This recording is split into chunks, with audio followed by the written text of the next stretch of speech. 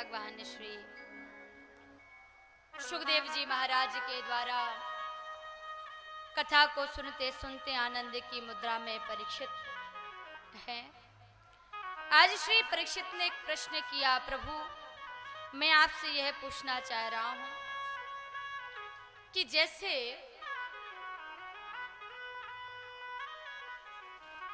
महाराज श्री विदुर जी को क्या वनवास प्राप्त हुआ था? बिल्कुल हुआ था।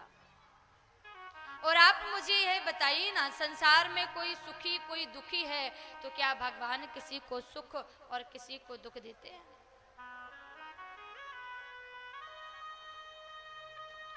श्री सुखदेव जी ने कहा कि राजन, भगवान ईश्वर परमात्मा किसी को सुख और किसी को दुख नहीं देते।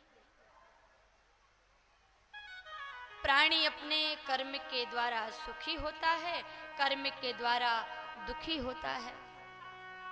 को न काहु सुख दुख करी दाता, निज कृत कर्म भोग सब भ्राता। तो भगवान किसको मिलता है आप बताइए ना। भगवान किसके पास प्रकट होता है? सुखदेव जी ने कहा, राजन भगवान जिस भक्त का आश्रय ग्रहण करने के लिए स्थान देखते हैं ना, उसकी योग्यता के अनुसार प्रभु जन्म नहीं लेते, योग्यता के अनुसार उससे भेंट नहीं करते।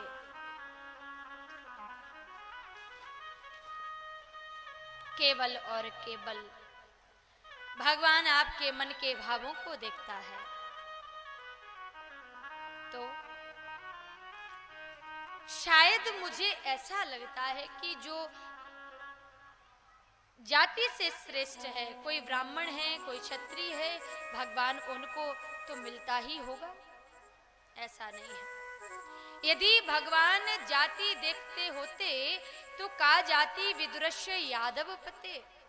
विदुर जी दासी पुत्र थे, लेकिन फिर भी भगवान ने जाकर केले के छिलके पाए। तो फिर भगवान उनको मिलता होगा जो पढ़ा लिखा होगा, जिन्होंने पीएचडी शास्त्री एमबीए कर रखा होगा।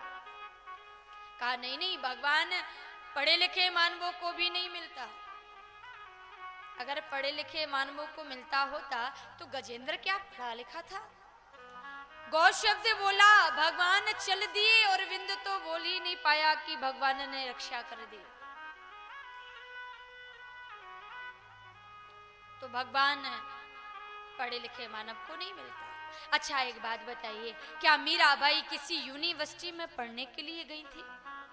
क्या सूरदास जी महाराज किसी महाविद्यालय में पढ़ने के लिए गए थे? रैदास बाबा कबीरदास जी किसी डिग्री को प्राप्त करने के लिए क्या विद्यालय जाते थे? लेकिन धन्य है आज उनकी एक एक पदावली पर हम व्यक्ति सब शास्त्रीय करते हैं। तो भगवान पढ़े लिखे मानवों को नहीं मिलता।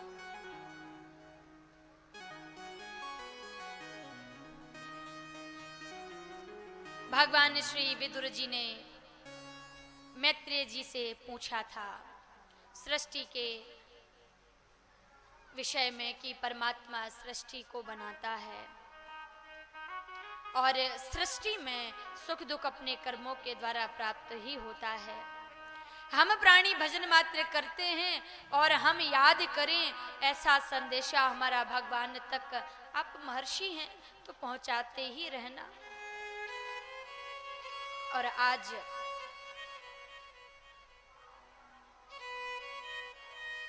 श्री सुखदेव जी से परीक्षित ने कहा कि राजन, मैंने तो प्रभु यह भी सुना है कि भगवान ने जो 24 अवतार धारण किए उनमें से एक अवतार शुक्र का भी लिया। 12 बन करके भी भगवान आए, बिल्कुल आए। एक बार ब्रह्मा जी संकीर्तन में तन्मय थे, कीर्तन कर रहे थे ताली बजा बजा करके, और छींक आई तो नासिका से एक सूकर का बच्चा निकला। और वो कोई साधारण नहीं, भगवान का ही अवतार हैं। बोलिए 12 भगवान